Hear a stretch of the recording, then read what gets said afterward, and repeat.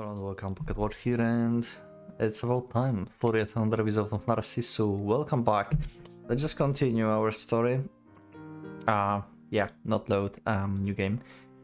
And yeah, let's see if we're like near the end of the first game or not, because these games are very short. Like, I'm not sure now which one, but one is like 2 hours and the other is like 4 hours, something like this. And I'm not doing like 20 minutes episodes this time during this series. I plan to rather upload this in chapter to chapter manner, actually. So it might be like hour episodes or like maybe hour and a half, it depends. We'll see. But yeah, but for now, I guess we're going to continue and just go to chapter 3, the map. So yeah. Journey without a destination is one thing. Well, that's good to know actually where we actually are, I guess. So yeah, just do it.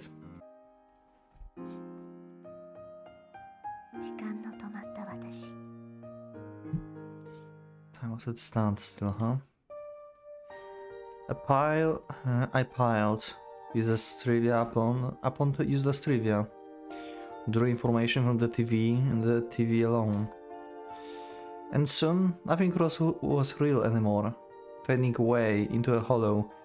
How quickly Narcissu can change your mood. I've been in such a good mood. I've clicked play, I heard the music, got the first sentence, and I'm instantly pulled to the ground.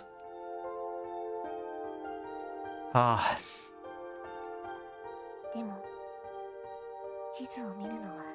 Oh. Trains, cars. I love things that could take me places. Spread out maps on top of my narrowed bed. Changed roads over and over and over. Sedans, coupes, convertibles. Rode on so many different kinds of cars. The number one road, continuing on forever. I ran the road forever and ever and ever.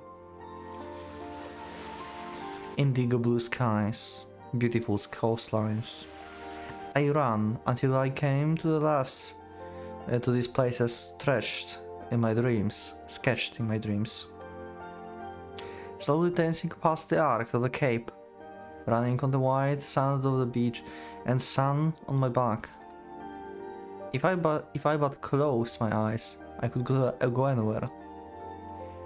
Toward landscapes that I had never seen with my own eyes, longing for the soil upon which I could never hope to tread. Oh. Wow, that's a cool sequence. So, the sea, the sand, everything in the dream that she saw through the window.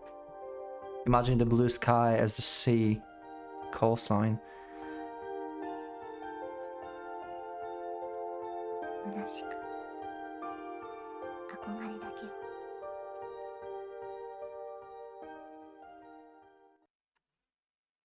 Okay, January 21.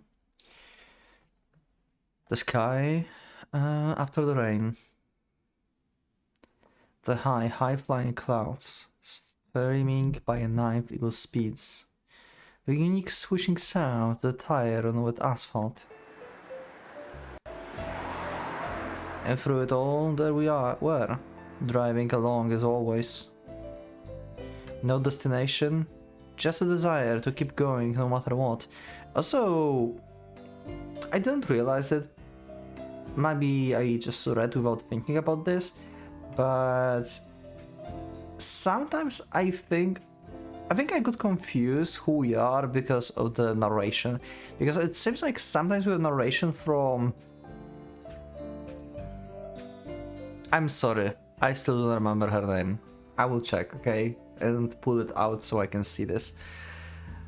From her perspective, or from our perspective, from the protagonist perspective. It seems like we have two narrations, and they're always in the narration of me. It's just like different... They're talking about different stuff, but still narration is me. I think like I sometimes confuse some facts. Oh, but let me just pull out her name so I can see her, okay? What her name is. Okay, so her name is Setsumi. Okay. Hopefully I will someday remember. I guess I'm playing just like around 2 hours of it. But still, like, there's like 2 characters and only 1 name. Why I can't remember this? Oh well.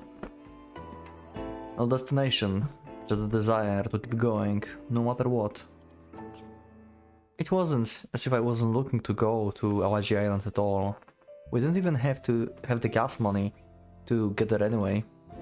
But I drove straight ahead on unfamiliar roads, even as I fought these thoughts. But where are we? I was forced to wander. I didn't know my geography very well to begin with, and I was seeing all sorts of place names I didn't recognize. I had planned on driving onto the ends of the earth, but the GPS navigation system broke. I had no idea anymore. And before I knew it, I started looking around anxiously at the street signs as I drove. Huh. I don't know at all. Well, I don't know where we are right now. She said something to me, and I would give her a casual response. Because she probably wasn't going to know, even if I asked her. Oh. Oh, she actually knows this area. Okay. Maybe she lives somewhere in this area or something? Or she's just that knowledgeable. What? Whoa, that's a lot of info. She actually is from around this area. You knew this? Did you happen to live around here or something? It was a surprise. No, it wasn't just surprising, it was nothing short of miracle that she knew the roads to this detail. She didn't seem to have driven around all that much herself. Then could it be... Do you know the way from here to Awaji Island?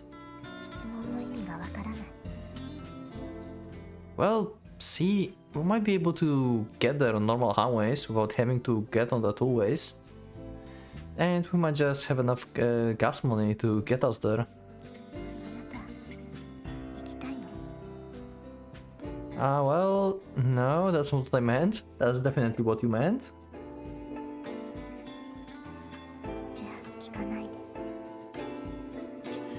With those words, she fell silent. And she turned to face the window with as frosty the manner as ever. But she wasn't looking at the passing scenery.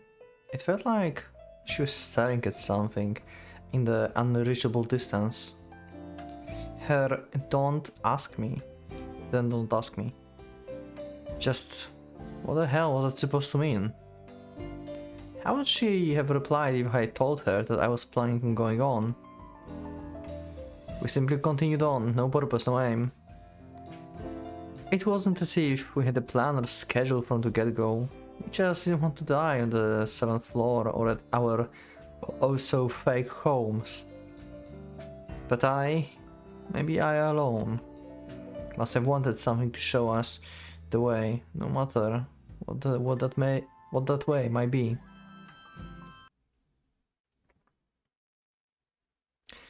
January 22.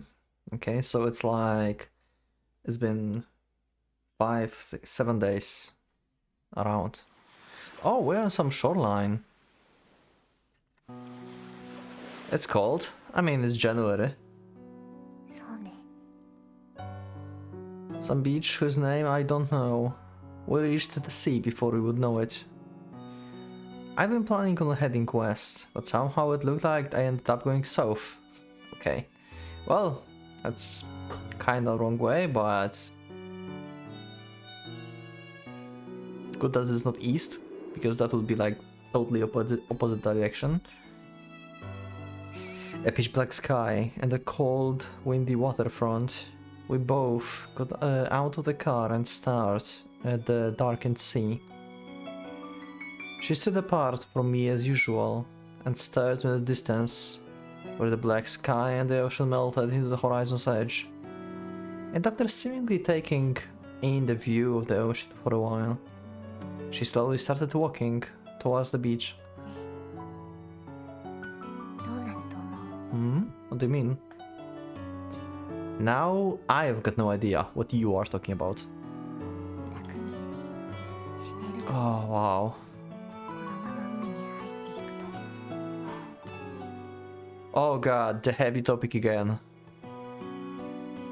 So she's thinking like, what would happen if I would just let the sea get me instead of wait? Oh god. Those were her words. As she slowly walked into the sands, her back turned to me. The third time was the end. There was no fourth time. The choice was between dying on the 7th floor and dying at home. Apparently no one had escaped this choice. Those were the words that she herself had spoken to me. And yet, on her second time around, she told me that she didn't want to die on 7F or at home. That was after she'd explained the rules to me, after her duty to me was already over. And that's why I felt that this is what she meant. I don't know. I've never drowned before. Oh god.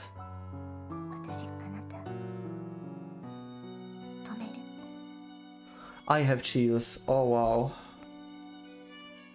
She turned her head to look at me as she said this, with the moon rising, the dark heavens as her backdrop, and her gaze, which had always been so far away, was directed straight at me.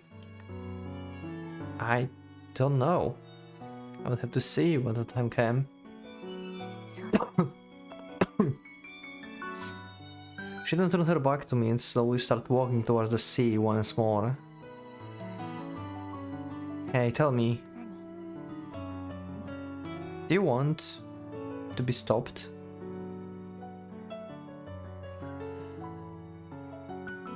Oh!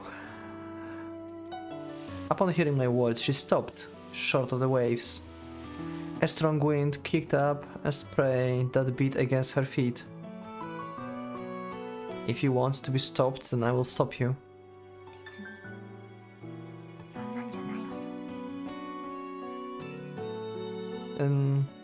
Then it will be fine if I don't stop you, right? There was no reply to my question, but her feet did not move any further either. So that was her answer, then and there.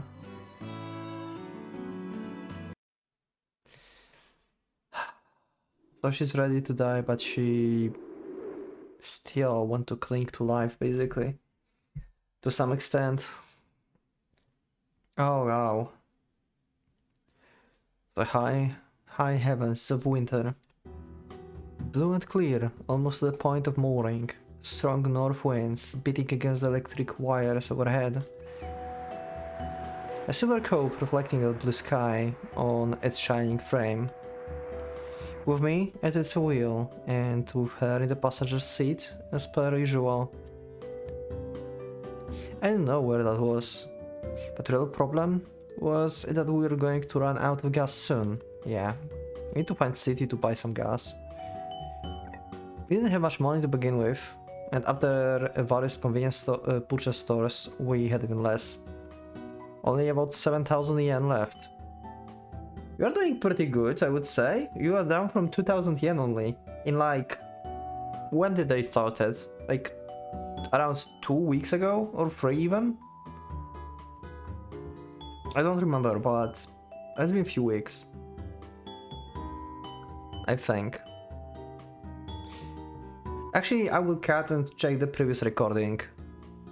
I'm very curious what's the timeline is here.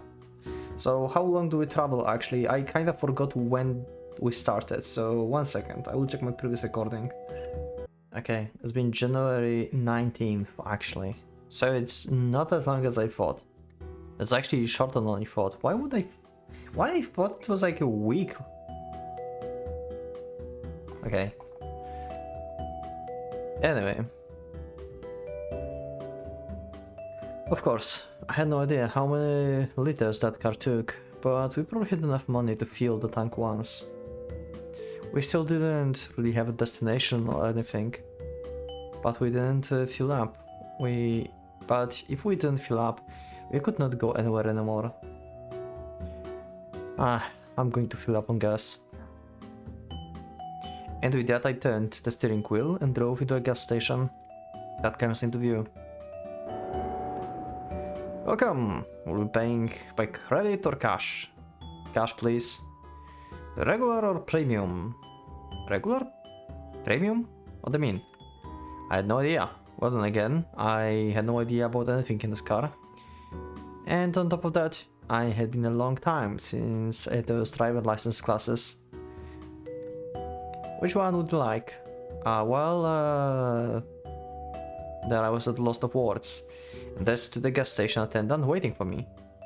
And then, just as I was worried about the answer, at random because I didn't care which one of the two it was.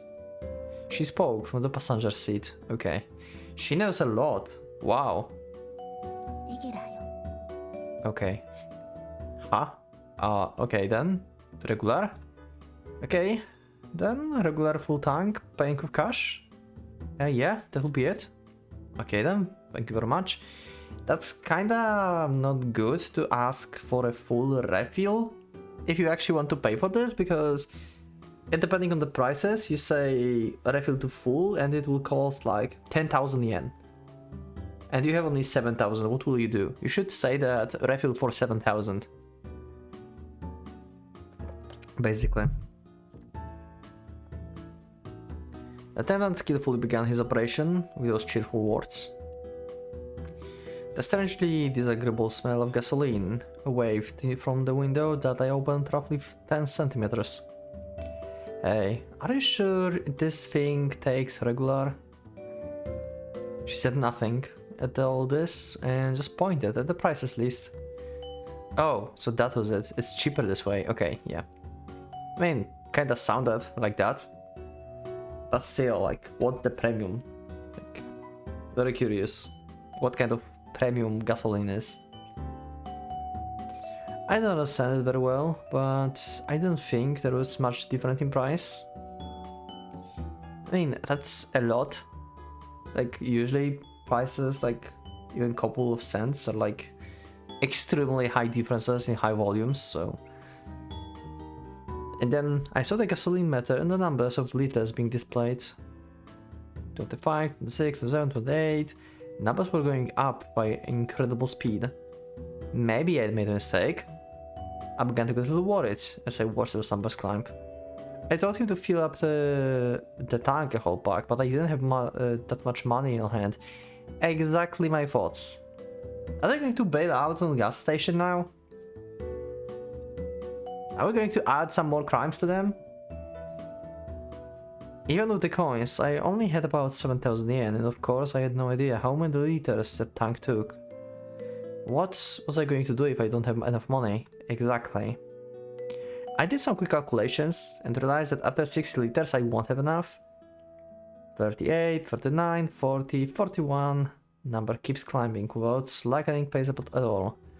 I became more and more worried over something I usually don't give a second thought. Yeah, like, you can just call attendant and tell, like, hey, you know, stop when it's like about 60, you know? Damn, how many liters does this thing take? I let the words out before I knew it. Okay. Huh? She knows so much. Wow.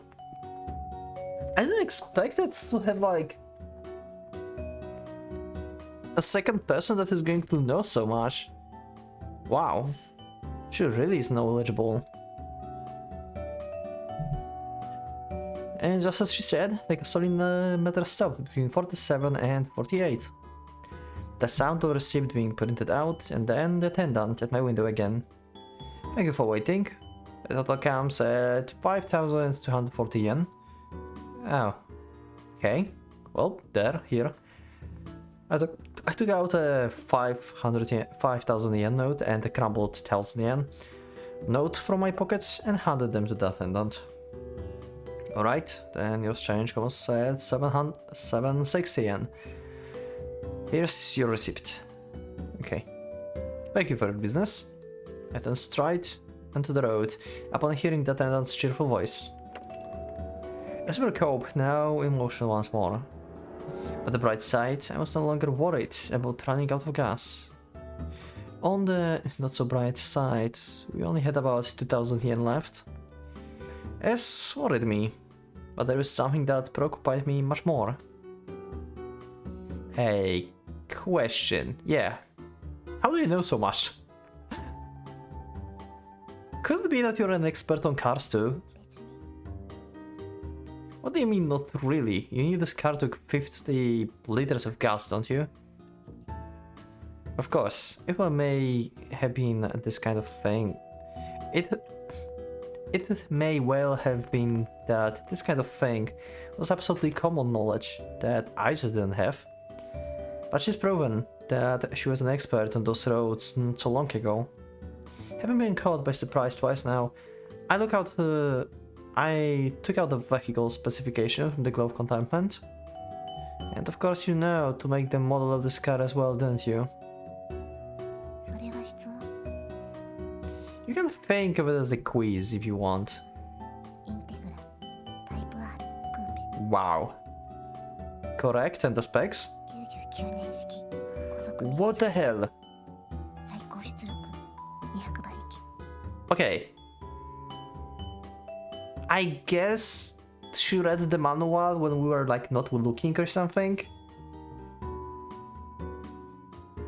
I had no expectations that she would actually answer.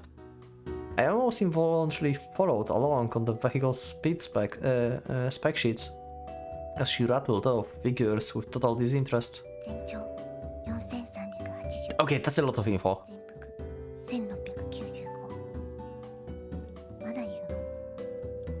Wow. No, it's alright, you're correct. I put the vehicle spec sheet back into place. I couldn't believe my ears. But she'd nailed every single specification. I didn't think one could just memorize those things, and I couldn't even venture a guess as to why she had. It's like, does she have like a savant syndrome or something? Like she's like extremely good at like remembering stuff or something? But right before my eyes, she had gotten every single spec correct. And thinking back on the roads and flowers, I was getting the impression that she knew a lot about. Hey, why do you know so much about everything? Yeah. TV? There's no way.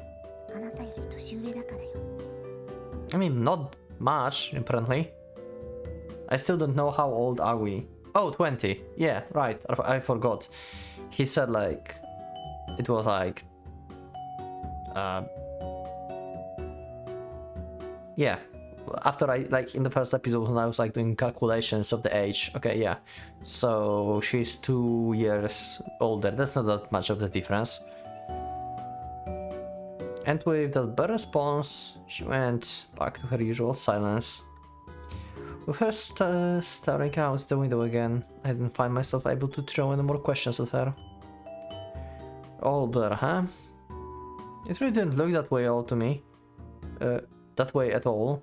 But this was something she'd said before too.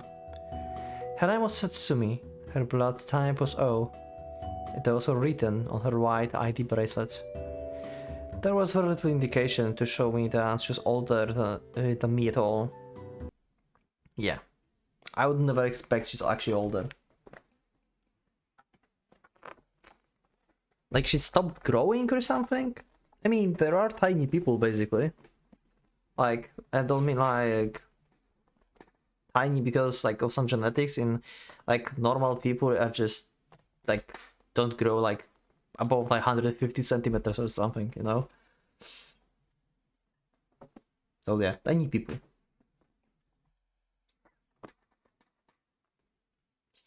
Around when the sun started peeking out from under the clouds, the silver cope speeding along No destination, no place to go, just running forward. No more worries about gasoline, but no more money either. Only about 2,000 yen left. That's only enough for 3 to 4 more days at most convenience store food. Alright, so now what do you want to do? I mean, that we have no more money left. Yeah, she's totally disinterested in everything. Oh, look, her appearance as unchanging as ever.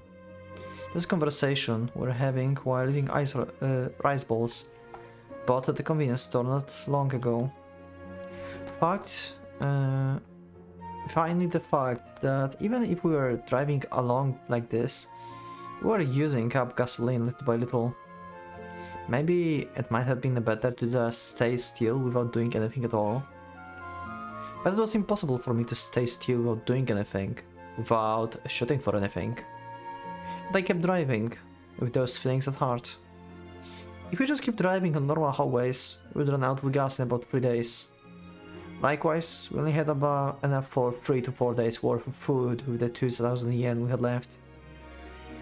We're obviously going to become too poor to do anything soon enough, so that started January 19th, then it was 22, so we have 20, 21, 22. So they have gas and food up to like 26 or 7?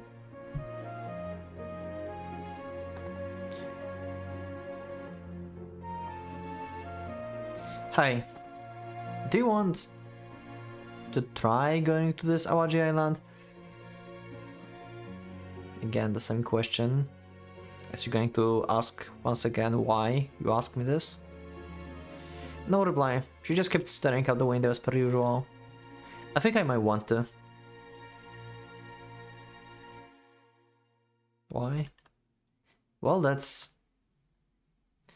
It wasn't as if we'd escaped from the 7th floor with any goal or destination in mind.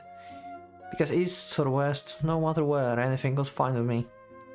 But maybe that's why I wanted a goal, a destination, because that was fine with me. Anything was fine with me. Around when the daylight had given over the darkness of night, I had stopped the car into the parking lot of the pachinko parlor. Obviously I wasn't planning on winning any money through pachinko slots. I knew that there wasn't much I could do on just 2,000 yen alone.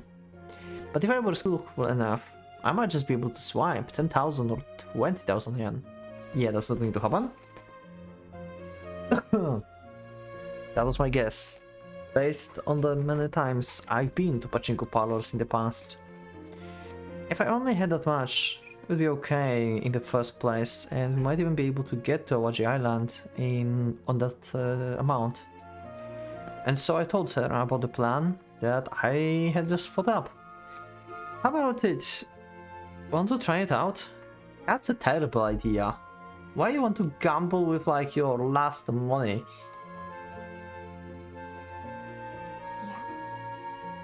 No. I hope like nothing will... Okay, configuration.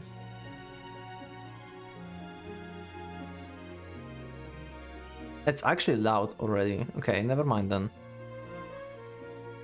Okay, I'll just leave it as it is then. I felt like there's like volume of people is not max, but it is.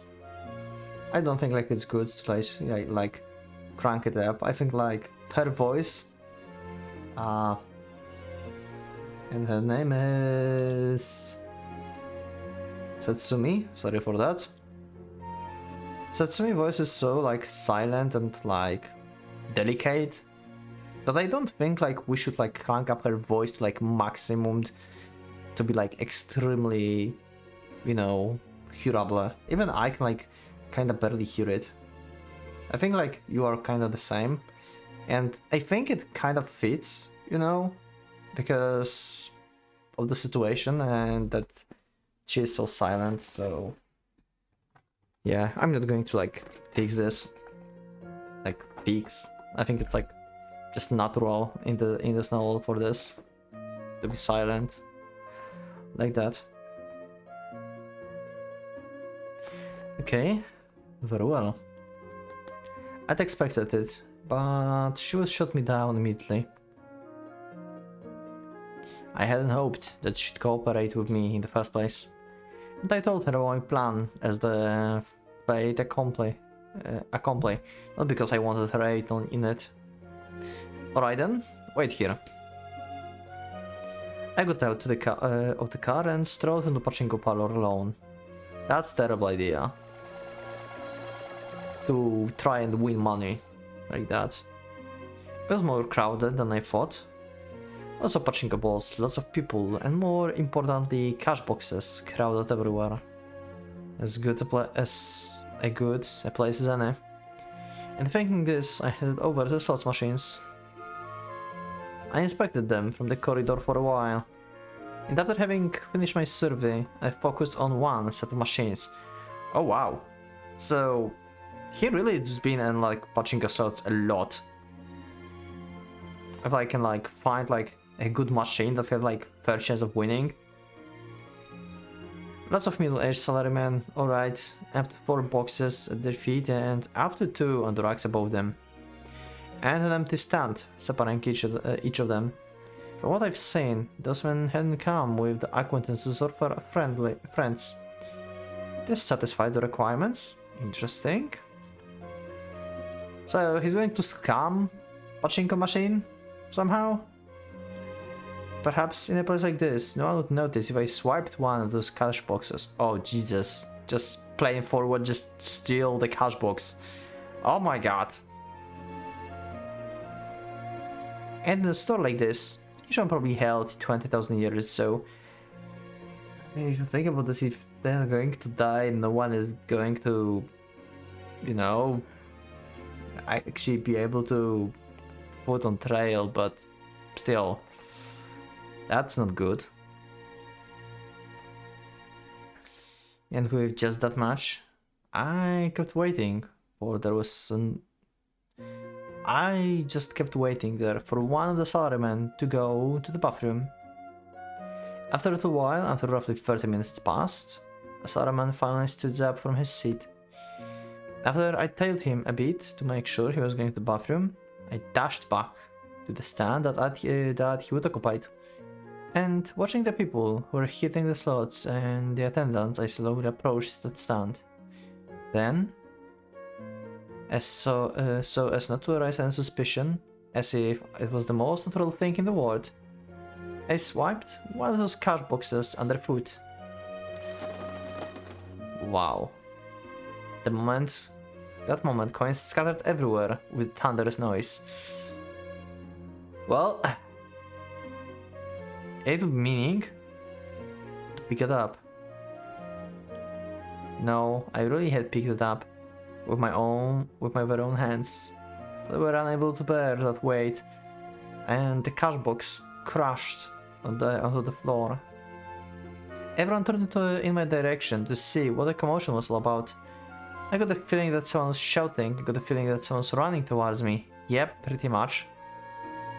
You just kinda got caught on being a thief. But that was all behind me. I had already bolted and was less than 2 meters away from the entrance of the establishment by then. Okay. I put the engine in ignition, hurried and floored the pedal. And when I spun the wheel to make my hasty gateway, just then... Oh. I'd ran against the corp or something and I turned to make my gateway. Wow, this is horrible. That's the horrible crunching sound. But I accelerated onto the road before me without giving it a second thought. My suddenly constricting out of breath chest and the silver cope, spitting out of the daylight into the darkness. I was concerned about the cache a little while ago, but I had no distance myself from that place now. And soon, After 10 minutes of this, a fair distance away from the pachinko parlor, I stopped at some roadside and started to get out to inspect the damage. Okay. Yeah, doesn't look too serious. She sounded slightly worried as she called out to me. I answered her as I inspected the damage. Okay. It was just a bump on the rear fender and a small crack in the muffler. Didn't look as if there would be any problem driving like this. I let out a sigh, somewhat relieved. That sucked. I thought back at what had just happened at the pachinko parlor. I'd slipped up there, but had I been a little more skillful, I might have pulled it off. And the reason I wasn't able to hold onto that cash box was because it had been a while since I'd lifted something heavy. Oh yeah, I bet. If I'd held onto it with all my strength in the outset, I might have been able to make it. Yep, heavily. Huh?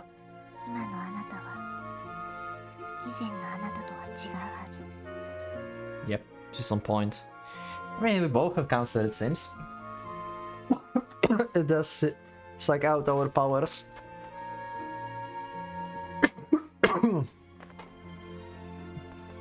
She spoke as if she'd been seen straight through me. But that kind of weight.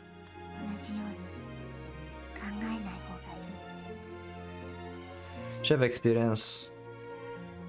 She's older, she's been in this hospital longer than us. She knows the time probably when the strength just left her. This is what's happening to us right now. Perhaps she was right. I didn't want to admit how changed I was. Fair enough. I hadn't anticipated at all that I could grow this week. Then what should I do? No answer. I turned in silence towards the window to stare into dark night sky. This was probably the way she was telling me to give up. Oh my god. Wow, okay. So, that's for this episode, that's for the episode's the map. Wasn't as sad as the previous ones, but also it just showed us how, like in the beginning, it showed us how much she gave up. Like Satsumi gave up on life, but also at the same time, somewhere inside, she doesn't want to leave yet, you know? She kind of wanted to be stopped. And also, she knows about how the illness progressed, how she lost her strength as well, and now we are losing our strength too. So she understands us in this regard. Oh well. I'll see you in the next episode, in the chapter 4, the Emerald Sea. We'll see what this is all about. So yeah, thank you everyone for being with me. Click that like button if you liked the episode, subscribe for more, check my Discord, and become a member if you would like to support me and see episodes earlier. Thank you once again, and for the Pocket Watch, it's going out.